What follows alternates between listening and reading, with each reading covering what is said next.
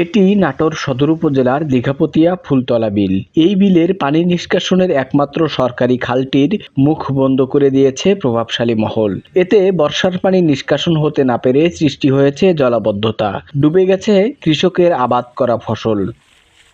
কয়েকটি সামাজিক প্রতিষ্ঠানের নামে জলমগ্ন এই বিল অবৈধভাবে ইজারা দিয়েছে একটি প্রভাবশালী মহল। পরে ওইসব সামাজিক প্রতিষ্ঠানের কর্তা ব্যক্তিদের কাছ থেকে সাব ইজারা নিচ্ছেন আরেকটি পক্ষ। এজন্য খুশি করতে হচ্ছে প্রভাবশালী মহলটিকে।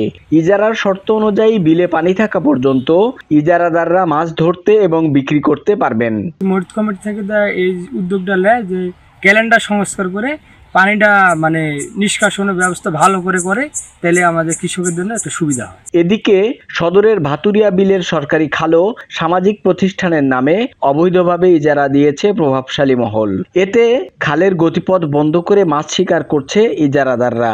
পানি নিষ্কাশনের পথ বন্ধ হওয়ায় জলাবদ্ধতায় নষ্ট হচ্ছে কৃষকের ফসল। কিন্তু লিজ গ্রহীতার দাবি পানি প্রবাহ বিঘ্ন ঘটছে না। সীমানা নির্ধারণ করা থাকে, সেখানে তারা ইচ্ছা করলে মাছ ধরতে পারবে, তাছাড়া খালে নেমে মাছ ধরতে পারবে না। কারণ এটা আমাদের মসজিদ কমিটি থেকে আমাদের মসজিদের উন্নয়ন প্রকল্পে আমরা এটা করি।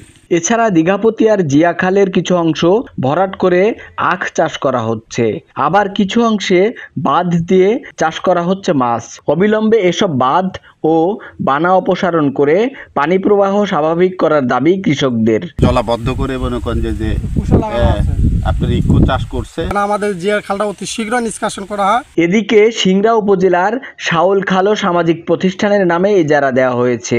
খালে বাঁধ ও বানা দিয়ে মাছ চাষ করছে ইজারাদাররা। এতে উপজেলার লালর, হাতিয়ানদহ ও শেরকোল ইউনিয়নের 3 ফসলি জমি 1 ফসলি জমিতে পরিণত হয়েছে বলে দাবি কৃষকদের। জমি পেঁয়াজ, রসুন, ধান আপনি সব মাটির সাথে পানির সাথে মিশে গেছে।